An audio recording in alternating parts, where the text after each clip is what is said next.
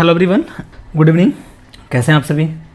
अपन आज लाइव आए हैं एसबीआई पीओ और क्लर्क के स्ट्रेटजी के लिए। चूँकि अब एग्ज़ाम जो है वो सारे हो चुके हैं, लगभग आईबीपीएस आपका जो है आरआरबी पीओ क्लर्क का हो चुका है, आरआरबी पीओ क्लर्क का हो चुका है और आईबीपीएस पीओ क्लर्क का हो चुका है। ठीक है, आगे जो आपके पास ऑप्शंस बचते हैं वो है एसबीआई और है एक आरबीआई। ठीक है, एक और है आरबीआई। ठीक है, तो अभी आज इस सेशन में हम लोग बात करेंगे एसबीआई के बारे में कि एसबीआई पीओ और क्लर्क इसका जो है वो टोटल वैकेंसी कितना आने वाला है। 15,000 प्लस एक्सपेक्टेड है। पीओ और क्लर्क दोनों लेकर के मैं बात कर रहा हूँ। ठीक है, अभी हाल फिलहाल में कुछ न्यूज़ आया था जो एसबीआई चेयरमैन के द्वारा बोला गया था कि 10,000 प्लस जो है वैकेंसी वो रखा जाएगा, है ना। तो मैं लेके चल रहा हूँ कि 12,000 कुछ समथिंग है इस तरह से। एक है एसबीआई के ही, एक है जो ऑलरेडी उसमें वर्क कर रहे हैं एसबीआई में, तो उन्होंने मुझे बताया कि 12,000 प्लस के करीब तो बोला गया ये चीज़। ठीक है, तो अब देखो कितना क्या आता है, और अभी कुछ भी कहना पॉसिबल नहीं है। ठीक है, तो अपन लेके चलेंगे कि 15,000 प्लस जो है एक्सपेक्टेड एक आ सकता है वो चीज़। ठीक है, दूसरी चीज़ में बात करेंगे एग्जाम पैटर्न के बारे में। इस वीडियो में बात करेंगे एलिजिबिलिटी क्राइटेरिया के बारे में। इसमें बात करेंगे cut off with state wise के बारे में, और सिलेबस आपको फिर देखने को मिलेगा क्या क्या है। एसबीआई पीओ का सिलेबस क्या है, क्लर्क का क्या है। ठीक है, कटअप भी आपको सारा मिलेगा स्टेट वाइज में, पीओ का भी क्लर्क का भी। ठीक है, रिसोर्सेज वगैरह क्या है, कहाँ से आप कर सकते हो तैयारी इसका, रीजनिंग का, जीए का, इसके बाद फिर आपका इंग्लिश का और क्वांट का। ठीक है, चलिए, और एक्सपेक्टेड डेट ऑफ नोटिफिकेशन क्या है, सबसे बड़ा जो सवाल बना हुआ है। ठीक है, कि नोटिफिकेशन कब तक इसके आ सकते हैं, ये सारी चीज़ों पे हम इस वीडियो में चर्चा करने वाले हैं। ठीक है, तो उम्मीद है कि आप सभी अंत तक बने रहेंगे। एसबीआई पीओ क्लर्क जिनका भी टारगेट है, जिनका आरआरबी पीओ क्लर्क, जिनका आईबीपीएस पीओ या फिर ये बचा हुआ आईबीपीएस पीओ का मेंस, आप वो आईबीपीएस पीओ मेंस सब तैयारी कर सकते हो साथ में। ठीक है, लेकिन आपको एसबीआई भी देखना पड़ेगा साथ में। ठीक है, क्योंकि मुझे जो लग रहा है ना वो नोटिफिकेशन वो कभी भी नवंबर में आ सकता है इसका पीओ और क्लर्क का। ठीक है, तो ये चीज़ ध्यान रखिएगा कि आपको साथ में करना पड़ेगा। चलिए आगे बढ़ते हैं।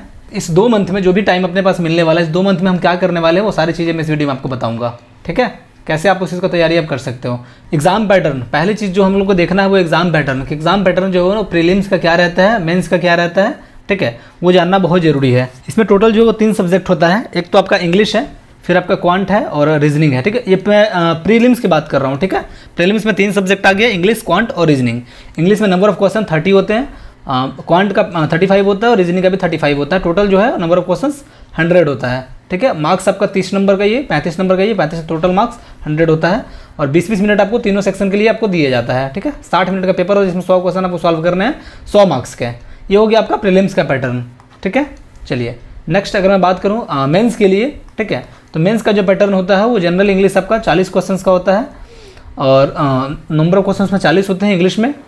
आपका फिर क्वांटिटेटिव एप्टीट्यूड यानी कि क्वांट में जो है आपका 50 क्वेश्चन होता है, रीजनिंग और कंप्यूटर एप्टीट्यूड में 50 क्वेश्चन होता है, जनरल फाइनेंशियल अवेयरनेस में 50 क्वेश्चन होता है। ठीक है, मार्क्स जो होता है उसका 40 नंबर का होता है, जनरल इंग्लिश 50 नंबर का, क्वांटिटेटिव एप्टीट्यूड 60 नंबर का, रीजनिंग और 50 नंबर का जीए होता है। ठीक है, चलिए ड्यूरेशन टाइमिंग आपका 35 मिनट का इंग्लिश है, क्वांटिटेटिव एप्टीट्यूड 45 मिनट है, रीजनिंग का 45 मिनट है और जनरल फाइनेंशियल अवेयरनेस का 35 मिनट्स है। टोटल जो टाइम ड्यूरेशन आपको मिलेगा पूरे एग्जाम के दौरान वो है 2 आवर 40 मिनट, और 200 मार्क्स के पेपर होंगे आपका, 190 क्वेश्चन जिसमें रहता है। ठीक है, आप इंग्लिश रीजनिंग में देख रहे होंगे 10 मार्क्स यहाँ पे एक्स्ट्रा आता है। ठीक है, चलिए नेक्स्ट अगर मैं बात करूँ एलिजिबिलिटी क्राइटेरिया की। ठीक है, एलिजिबिलिटी क्राइटेरिया में आपका जो है टोटल जो एज लिमिट है एसबीआई क्लर्क के लिए। ठीक है, एसबीआई क्लर्क के लिए अगर मैं क्लर्क की बात करूँ तो आपका एसबीआई क्लर्क के लिए जो है ना वो 28 साल है। ठीक है, एसबीआई क्लर्क। ठीक है, वही अगर मैं पीओ की बात करूँ तो पीओ में आपका जो है वो 30 ईयर हो जाता है।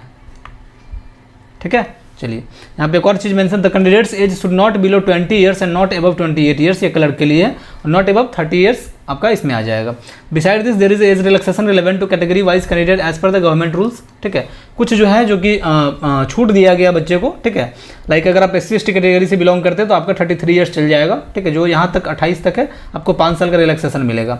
ओबीसी में आप चले जाओ तो 3 साल का रिलैक्सेशन मिलेगा। Person with disabilities general candidate के लिए 38 ईयर्स का है, SC/ST के लिए 43 का है और ओबीसी के लिए 41 ईयर्स का है। अगर आप एक्स सर्विसमैन है या फिर डिसेबल्ड एक्स सर्विसमैन है तो आपको 3 साल का ये मिलेगा, और इसमें 50 साल तक आप एप्लीकेबल रहते हैं, अप टू 50 ईयर्स। ठीक है, अप टू 50 ईयर्स आप इसमें एप्लीकेबल रहते हैं। विडोज और डाइवोर्स्ड वुमेन के लिए आपका 7 साल का रहता है, 35 ईयर आपका जनरल के लिए, SC/ST के लिए 40 साल, ओबीसी के लिए 38 साल। ठीक है, ये आपका एज क्राइटेरिया बन गया इसमें। सेकेंडली एजुकेशनल क्वालिफिकेशन की अगर मैं बात करूँ क्या आपका शैक्षणिक योग्यता होना चाहिए। Aspirants must hold a bachelor degree. ठीक है, बैचलर डिग्री आपके पास होना चाहिए। In any stream for recognised university और इंस्टीट्यूशंस और they must have an equivalent qualification from a central government recognised institution. The date of passing should be present on the score card और passing certificate. अब जो भी passing certificate या score card आपका बनेगा उसमें जो है वो डेट ऑफ पासिंग उसमें मेंशन होना चाहिए सर्टिफिकेट में। आप लोग अपना चेक कर लीजिएगा वो चीज़, ठीक है। चलिए मैं आगे बढ़ता हूँ। कट ऑफ क्राइटेरिया की अगर मैं बात करूँ, कट ऑफ क्राइटेरिया में प्रीलिम्स और मेंस की, ठीक है, तो आपका जो होता है ना इसमें सेक्शनल कट ऑफ नहीं होता है। आप अभी तक जो एग्जाम आपने दिया होगा, लाइक अगर मैं बात करूँ IBPS क्लर्क और PO की या फिर IBPS RRB PO की, तो उसमें सेक्शनल कट ऑफ होता है सारे में, ठीक है। लेकिन इसमें जो है ना वो सेक्शनल कट ऑफ नहीं होता है, ठीक है, सेक्शनल कट ऑफ नहीं होता है, ठीक है। इसमें भी सेम आपका मेंस में भी जो है वो सेक्शनल कट ऑफ नहीं होता, ओवरऑल कट ऑफ होता है, ठीक है। सेक्शनल कट ऑफ इसमें भी नहीं होता है, ठीक है। इसमें जो दोनों पेपर में क्या होता है आपका वो ओवरऑल कट ऑफ होता है, ओवरऑल कट ऑफ, ठीक है। बहुत सिंपल सा प्रोसेस है, ठीक है, ओवरऑल कट ऑफ का इसका, ठीक है। उसमें क्या होता है कि मान लो कि सपोज डेट की 10,000 वैकेंसी आई आपकी, ठीक है, 10,000 आपकी वैकेंसी आई, तो क्या करते हैं ये 10,000 के बदले आपका 1 लाख बच्चों का सिलेक्शन लेंगे ये, ठीक है। 10 गुना सिलेक्शन होता है, 1 लाख बच्चों का सिलेक्शन होता है। 1 लाख में क्या करेंगे फिर आपका 1 लाख बच्चों का मेंस होगा, और उस मेंस में क्या होगा जितना आपका ये है 10,000 है, 10,000 में आपका बच्चों को वो निकाल लिया जाएगा, उसी हिसाब से आपका वो कटअप बनाते हैं। 1 लाखवां बच्चा जो होगा जिनका मार्क्स जितना आएगा ना उतना वो कटअप बन जाता है। सिंपल से इसका थॉट होता है, ठीक है। और ये स्टेट वाइज होता है। मैं कटअप में आगे आपको दिखाता हूँ कि क्लर्क में किस तरह का रहता है और PO में किस तरह का रहता है, ठीक है। चलिए अगर मैं SBI क्लर्क के प्रीलिम्स कटअप की बात करूँ 2023 की, तो आप ये लिस्ट देख रहे होंगे, ठीक है। अंडमान निकोबार का नहीं मेंशन किया गया, शायद वैकेंसी नहीं होगी यहाँ पे। आंध्र प्रदेश का 56.5 है, अरुणाचल प्रदेश का 41 है, आसाम का 65 है, बिहार का 51 है। अब देख सकते हो जो भी आपका स्टेट आप यहाँ से चेक कर सकते हो किस स्टेट का क्या इसमें वैकेंसी आ रहा है, सॉरी कट ऑफ क्या आ रहा है, ठीक है। चलिए 2022 की है, आप यहाँ पे चेक कर सकते हो अपने अपने स्टेट का, जिनका भी जिस स्टेट में आप अप्लाई करते हो जिस स्टेट से, ठीक है। चलिए तो ये SBI क्लर्क का 2023 और 2022 का प्रीलिम्स का कट ऑफ था ये। नेक्स्ट अगर मैं बात करूँ मेंस की, तो मेंस कट ऑफ 2023 का आपका SBI क्लर्क का ये है। आप अपना स्टेट इसमें चेक कर सकते हो, कैटेगरी वाइज है, ST का है ये, फिर ST का है, फिर OBC का है, फिर आपका EWS का है, फिर जनरल का है। और यहाँ पे 2022 का लिस्ट मैंने दिया हुआ, जो भी अवेलेबल था वो मैंने डाटा निकाल करके यहाँ पे ला दिया है, ठीक है। चलिए नेक्स्ट अगर मैं बात करूँ PO की, SBI PO की, तो PO में आपका क्या है कि प्रीलिम्स का कट ऑफ जो है वो जनरल का अभी 2023 की अगर मैं बात करूँ तो 59.25 गई थी, SC का 53 गई थी, और ST का 47.50, OBC का 59.25 सेम था, EWS का भी सेम ही था, ठीक है। 2022 की अगर SBI PO प्रीलिम्स की कटअप में देखूँ तो 59.50 ऑलमोस्ट सेम ही है। अब देख सकते हो 2023 में है वही सेम 2022 में ही लगभग कटअप आपका आ रहा है वो चीज़, ठीक है। अगर मैं मेंस कटअप की बात करूँ तो जनरल का 70 कटअप था आउट ऑफ 250, SC का आपका 57.25 था। आप देख सकते हो कैटेगरी वाइज क्या क्या कटअप आ रहा है। 2022 का भी आपको यहाँ पे से मिल जाएगा। इंटरव्यू क्वालिफाइंग मार्क्स जो है क्या होता है 50 नंबर का आपका इंटरव्यू होता है, ठीक है। 200 नंबर का पेपर वो होता है, 50 नंबर का क्वालिफाइंग मार्क्स आपका इंटरव्यू का होता है, ठीक है। जनरल का आपका इंटरव्यू का क्वालिफाइंग मार्क्स 20 है, SC का 17.50 है, EWS का 20 है, और OBC का 17.50 है। तो ये सारा आपको कटअप आपको देखने को मिलेगा इंटरव्यू का। PO का फाइनल कटअप जो 2023 का गया हुआ था वो जनरल का 44.60 था आउट ऑफ 100, ठीक है, आउट ऑफ 100 44.60 था, ठीक है। अब बात करते हैं अपन सिलेबस की। ये तो हो गई कटअप की बात। अब बात करते हैं सिलेबस की कि आपका टोटल जो होता है कितने 4 सब्जेक्ट होते हैं। 4 सब्जेक्ट में आपका मैथ है, रीजनिंग है, इंग्लिश है और GA है, ठीक है। प्री और मेंस का सिलेबस क्या रहता है वो मैं सारी चीज़ें मैं आपको बता दूंगा, ठीक है। और आगे भी आप देखेंगे इसमें कैसे क्या तैयारी आपको करना है। तो मैथ्स की अगर मैं बात करूँ तो इसमें चैप्टर होता है number series, simplification, DI, quadratic equation, mensuration, cylinder cone और स्फीयर का, profit and loss, mixture and alligation, SICI, time and work, time and distance, ratio and proportion, percentage, number system और परम्यूटेशन एंड कॉम्बिनेशन प्रोबेबिलिटी। एक और चीज़ आता है वो data interpretation bank. भाई IBPS PO प्री की क्या रहेगी कटअफ, IBPS PO प्री की अगर आपका 50 से ऊपर मार्क्स बन रहा है ना, बैंक जो भी नाम है आपका, ठीक है, तो आप वहाँ पे ना देख सकते हो कि 50 प्लस वाला फिर आपको मेंस के साथ तैयारी करना जाना चाहिए। वैसे कट ऑफ सेम ही रहेगा लास्ट ईयर का, +2 -2 आप करके चल सकते हो, ठीक है। ज़्यादा कुछ चेंजेस नहीं आएगा लास्ट ईयर से, क्योंकि पेपर का लेवल ना लगभग सेम ही था लास्ट ईयर से। इंग्लिश बस थोड़ा सा हार्ड कर दिया था। चलिए SICI, टाइम एंड वर्क, ये सारे अर्थमेटिक के टॉपिक आपके हो गए। एक और चीज़ रहता है जो है आपका DI, डाटा इंटरप्रिटेशन, ठीक है। इसमें आपका ना अलग अलग लेवल का रहता है। इसमें आपका कभी अर्थमेटिक लेवल का दे देगा, कभी आपका उसमें SICI दे देगा, कभी आपको सिंप्लीफिकेशन टाइप का दे देगा, रेशियो वाला दे देगा, एवरेज दे देगा, इस टाइप का रहता है। तो यही है जो थोड़ा सा पेपर को डिफिकल्ट आपको बनाता है क्लर्क और PO के डिफरेंसेस वगैरह में, ठीक है।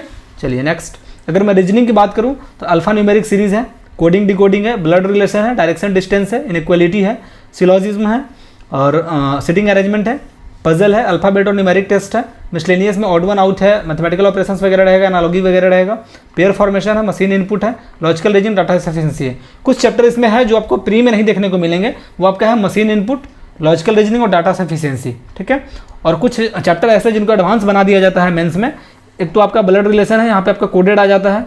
जब आप मेंस की बात करते हो ना तो यहाँ पे कोडेड आ जाएगा। कोडिंग डिकोडिंग आपका चाइनीज कोडिंग जो थोड़ा सा कोडेड टाइप का रहता है, ये सारे कोडेड आ जाते हैं, ठीक है। डायरेक्शन डिस्टेंस आपका कोडेड आ जाता है, इनइक्वालिटी आपका कोडेड आ जाता है। ये कुछ चेंजेस वगैरह आपको वहाँ पे देखने को मिल जाएंगे, ठीक है। चलिए, इस तरह का पेपर कुछ रहेगा आपका मेंस और प्री में डिफरेंसेस वहाँ पे कोडेड हो जाए तो जो सारे यहाँ पे सिंपल क्वेश्चन दिखेंगे वहाँ पे आपको कोडेड मिल जाएगा। रीजनिंग की बात होगी। अब आते हैं इंग्लिश पे। एरर डिटेक्शन और सेंटेंस करेक्शन रहेगा, मिस स्पेल्ट है, फ्रेज रिप्लेसमेंट है, वर्ड स्वैप है, वर्ड अरेंजमेंट है, फीलर्स है, क्लोज टेस्ट है, आरसी है, वर्ड यूजेज है, सेंटेंस अरेंजमेंट है, पैराजम्बल है, सेंटेंस इंप्रूवमेंट है, मैच द कॉलम है और इडियम्स है, ठीक है। ये आपका इंग्लिश का ये हो गया, सिलेबस हो गया, ठीक है। चलिए आगे बढ़ते हैं। जनरल अवेयरनेस और इकोनॉमी और बैंकिंग अवेयरनेस के लिए, यानी कि जीए जो कि मेंस का टॉपिक है आपका, इसमें प्री का इससे कोई लेना देना नहीं है, ठीक है। ये मेंस का फुल्ली मेंस का टॉपिक है। और मेंस वाले में आपको क्या क्या करना है, financial awareness, current affairs, general knowledge, static awareness और बैंकिंग और फाइनेंशियल अवेयरनेस। यहाँ से आपको कम क्वेश्चन देखने को मिलेंगे, ठीक है। स्टैटिक अवेयरनेस जो होता है ना, स्टैटिक वाला क्वेश्चन, उसमें आपको कम क्वेश्चन देखने को मिलेंगे, लेकिन पूछे जाते हैं, 2-3 क्वेश्चन तो आ ही जाते हैं, ठीक है। ये आपका 6 से 8 मंथ आपको कवर करना पड़ेगा। जिस टाइम आपका एग्जाम रहेगा, सपोज डेट दिसंबर का लास्ट में अगर ये एग्जाम जाता है तो आपको जो है वो मई से आपको लेकर चलना पड़ेगा कि मई, जून, जुलाई, अगस्त, सितंबर, अक्टूबर, नवंबर, दिसंबर, मई से लेकर के दिसंबर तक आपको ये कवर करने पड़ेंगे, अगर आपका दिसंबर लास्ट में या फिर जनवरी स्टार्टिंग में अगर पेपर होता है तो, ठीक है। इस चीज़ को ध्यान में रखिएगा और अभी से इसमें लग जाना है। जी ऐसा चीज़ नहीं है कि आप 6-8 मंथ का ना कवर आप उसमें कर लोगे, और इसलिए कि जी इतना आसान नहीं रहता है कि आप वहाँ पर जा करके 10 दिन में आप निकाल लोगे। फिर जब रिजल्ट आएगा तो रिजल्ट के बाद फिर अपना देखेंगे कि क्या कैसे क्या जीए का प्रिपरेशन करना है, आपको अभी से लगना पड़ेगा, ठीक है। चलिए आगे मैं बात करता हूँ स्ट्रेटजी वगैरह का, कि क्या आपका स्ट्रेटजी होना चाहिए पेपर में, कैसे आपको तैयारी करना है खुद से। एक चीज़ है जो मैंने एग्जाम पैटर्न आपको बता दिया, सिलेबस मैंने बता दिया आपको, प्री का जो प्रीवियस पेपर वगैरह होता है ना, पहला चीज़ तो आपको वो देना है। पहला काम जो आप इसमें करोगे स्ट्रेटजी में, ठीक है, वो रहेगा आपका कि प्री का आपको प्रीवियस ईयर पेपर, प्री का प्रीवियस ईयर पेपर आपको देना है। पहला काम ये करना, आप प्रीवियस ईयर पेपर आपको देना है, ठीक है। इससे आपको ना अपना लेवल पता चलेगा कि क्या मुझे अभी मेरे में क्या कमी है और मैं क्या कर सकता हूँ, मैं कहाँ तक हूँ अभी। पहला चीज़ तो आपको वो करना है, ठीक है। फिर इसके बाद आपको ना इसका एनालिसिस करना है, ये बहुत ज़रूरी चीज़ होता है, ठीक है। आपको फिर इसका एनालिसिस करना है पेपर देने के बाद, ठीक है। एनालिसिस में आप क्या करना, आप उसमें ना 3 पार्ट में चीज़ों को डिवाइड करना, ठीक है। पहला चीज़ तो आपका ये रहेगा इजी चैप्टर, इजी चैप्टर। दूसरा आपका रहेगा उसमें मॉडरेट चैप्टर, आपके अकॉर्डिंग, ठीक है, किसी और के अकॉर्डिंग नहीं, आपके अकॉर्डिंग। तीसरा रहेगा आपका टफ चैप्टर, ठीक है। ये 3 चीज़ आप उसमें क्लैरिफाई कर लेना, ठीक है, कि क्या क्या मेरे लिए वो चीज़ बन रहा, दिक्कतें वगैरह आ रही है, ठीक है। तो क्या करना, आप इजी चैप्टर को पहले आप निकाल लेना, ठीक है। जो भी आपके इजी चैप्टर बनेगा आप उसको कर लेना, ठीक है। ये मेरा इजी चैप्टर है, आपको इसमें कुछ नहीं करना है, आपको बस इसमें रिवीजन करना है। आपको सिर्फ इसमें क्या करना है, रिवीजन करना है, रिवीजन फॉर स्पीड, ठीक है, और कुछ नहीं करना है। बाकी प्री के लिए ना आप बस स्पीड पे डिपेंडेंसी दिखा सकते हो। प्री का ना क्वेश्चन सब हलवा होता है, ठीक है। आपको उसमें 35 में 35 आप कर सकते हो, क्वांटिटी अगर है, रीजनिंग में 35 में 35 कर सकते हो, इंग्लिश आपका 30 में आप 28-29, जिनका बहुत बढ़िया वो 30 में 30 करते हैं आउट ऑफ, ठीक है। लेकिन जिनका नहीं है वो आप उसमें अच्छा स्कोर कर सकते हो अगर आपका स्पीड मेंटेन है, लाइक आपको आरसी पढ़ने का आदत है, ठीक है, फास्ट पढ़ लेते हो, ठीक है। तो वो सब चीज़ के लिए आप ना उसमें स्पीड के लिए आप इजी चैप्टर को आप कैरी कर सकते हो, ठीक है।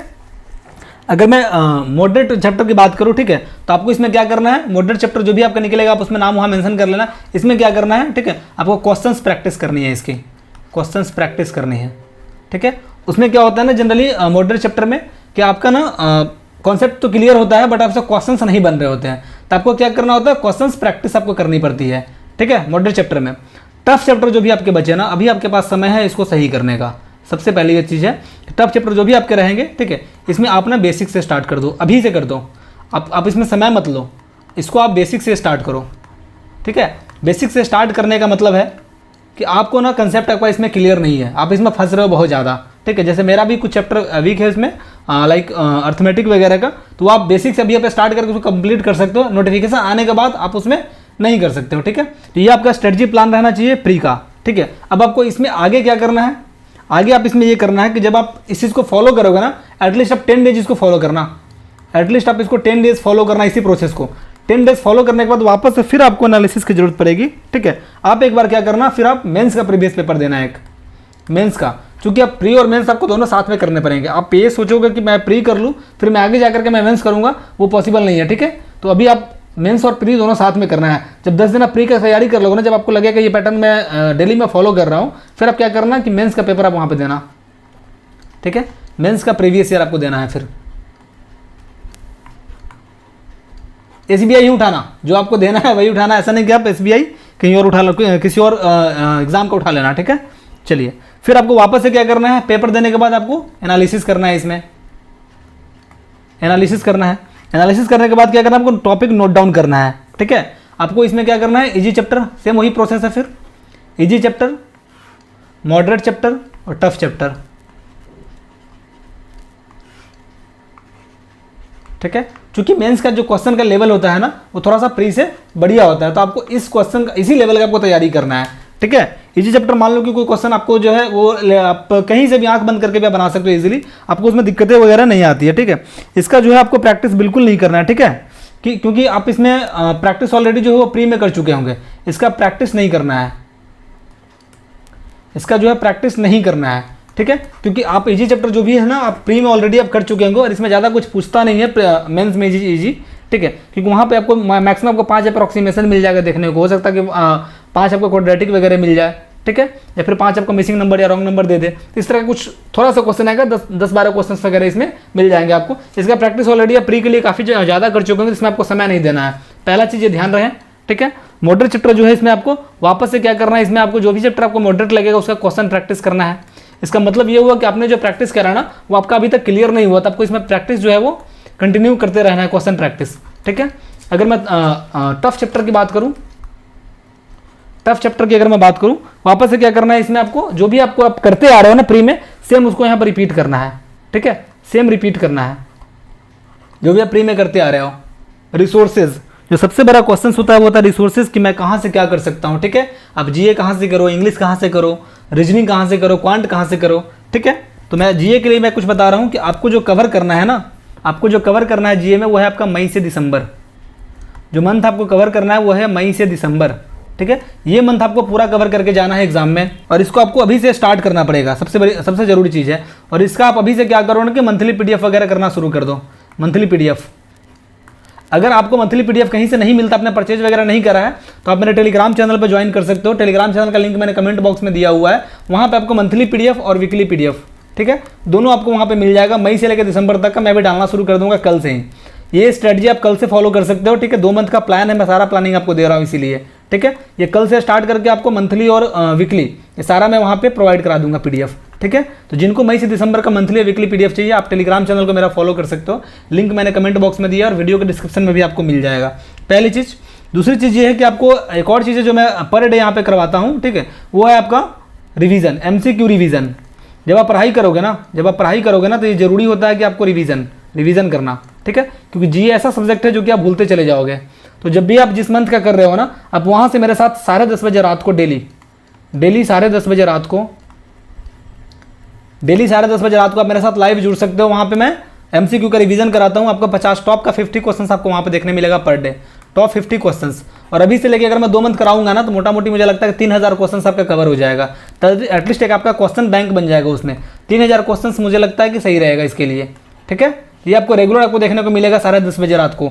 आप इसमें ज्वाइन हो सकते हो मेरे साथ YT सेशन पे, ठीक है, इसी चैनल पे, ठीक है। चलिए, अगर मैं वापस इंग्लिश की बात करूं, इंग्लिश में अब जो मैं फॉलो करता हूँ मैं बता रहा हूँ, मैं निमिषा बंसल मैम का मैं फॉलो करता हूँ, ठीक है। तो आप उनका फॉलो कर सकते हो। अगर आपको किन्हीं और टीचर का अच्छा लगता है तो नो डाउट आप उनका करते रहिए, ठीक है। बट मैं जो फॉलो करता हूँ, मैं जो सजेस्ट भी करूँगा आप इनका करना। और सबसे पहला काम क्या करना, आप इसमें 120 रूल्स उनका जो है ना 120 रूल्स, ठीक है, वो आप कवर कर लेना पूरा, ठीक है।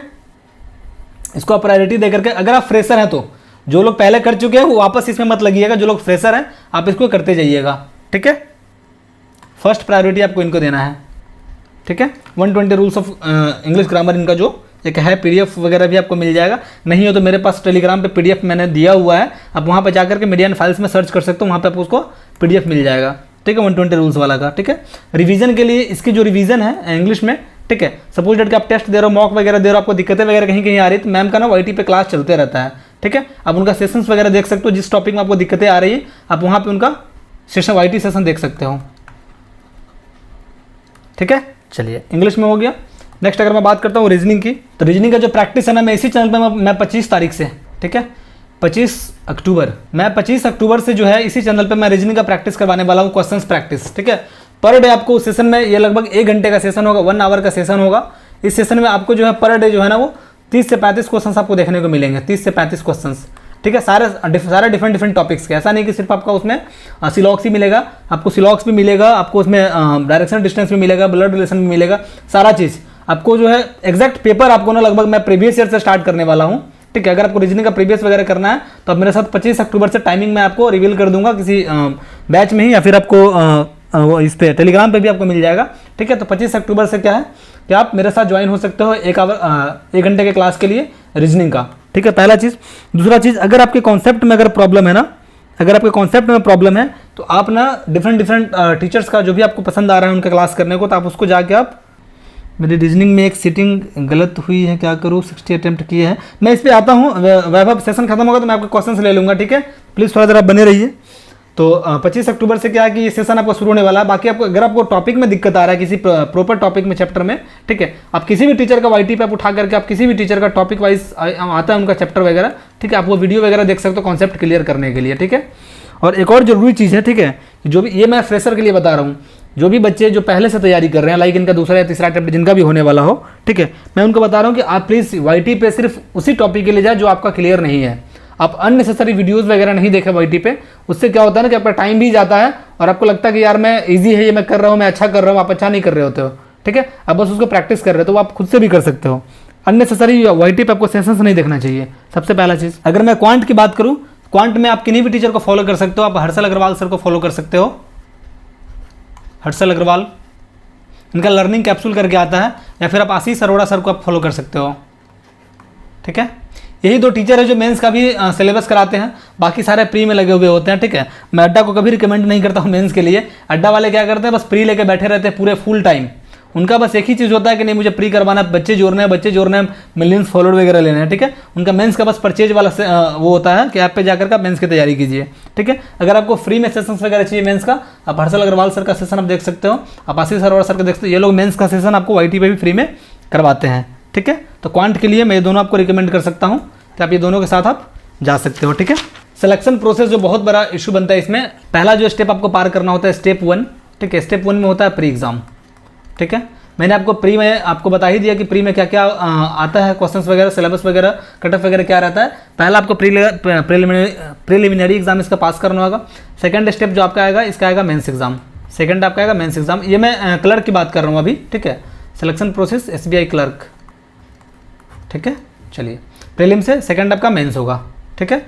मेंस के बाद जो है आपका वो DV होगा, एक DV होगा, ठीक है।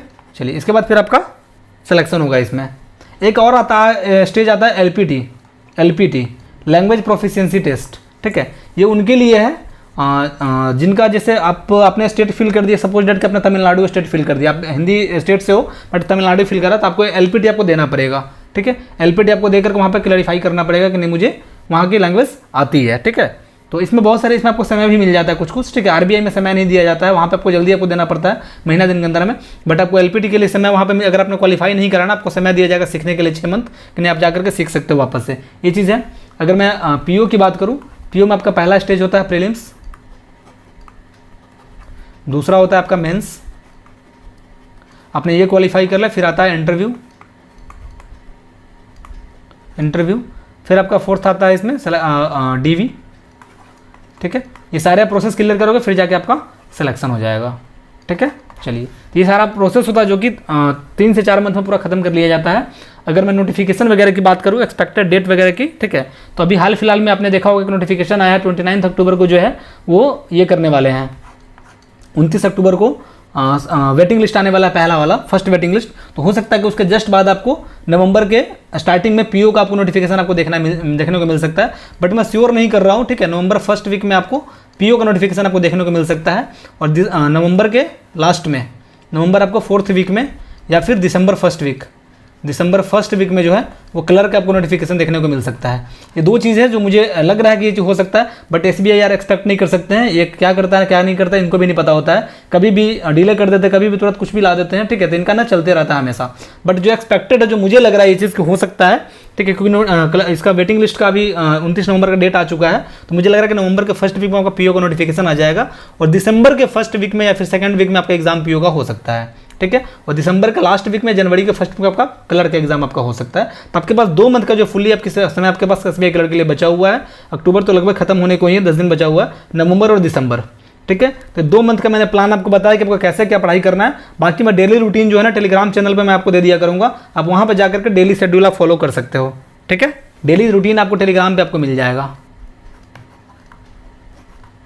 ठीक है। क्या करना है क्या नहीं करना है, और चेकलिस्ट भी आपको मिलेगा वहाँ पे। चेकलिस्ट के आज आपको क्या क्या चीज़ बनाना है, रीजनिंग में, क्वांट में क्या क्या आपको करना है वहाँ पे, ठीक है। तो चलिए आज के लिए इतना ही। होप कि आप लोगों को वीडियो पसंद आई होगी। तो टेलीग्राम चैनल पर फॉलो करने के लिए आपको लिंक आपको दिख जाएगा वहाँ पे टेलीग्राम के कमेंट बॉक्स में, वीडियो के डिस्क्रिप्शन में भी, व्हाट्सएप चैनल का भी लिंक आपको वीडियो के डिस्क्रिप्शन में मिल जाएगा। ये मेरा नंबर है, आप मुझे किसी तरह कोई दिक्कत है आप मुझे इस पर कॉन्टैक्ट कर सकते हो, ठीक है। 10:30 बजे वाले सेशन में मिलते हैं फिर सभी लोग। 10:30 बजे वाले में करंट अफेयर्स का आज जो है ना अगस्त मंथ का होगा, ठीक है। अगस्त का आपका करंट अफेयर्स होगा, ठीक है, रिवीजन, अगस्त का सीए रिवीजन होगा 10:30 बजे वाली रात में, ठीक है। मिलते हैं 10:30 में। Thank you so much for watching this videos. चलिए बाकी 25 तारीख से मैं एसबीआई का रीजनिंग का मैं एसबीआई क्लर्क का स्टार्ट करने वाला हूँ 25 तारीख से। तो 25 अक्टूबर को सभी लोग सेशन में जुड़िएगा। मैं इसके टाइमिंग जो है ना वो मैं 10:30 बजे वाली सेशन में मैं बता दूंगा कल आपको, ठीक है, या फिर टेलीग्राम पे भी मैं रिवील कर दूंगा, आप वहाँ पे जुड़ सकते हो मेरे साथ। 25 अक्टूबर को ये रीजनिंग की क्लास होगी, रीजनिंग की, ठीक है, एसबीआई क्लर्क के लिए।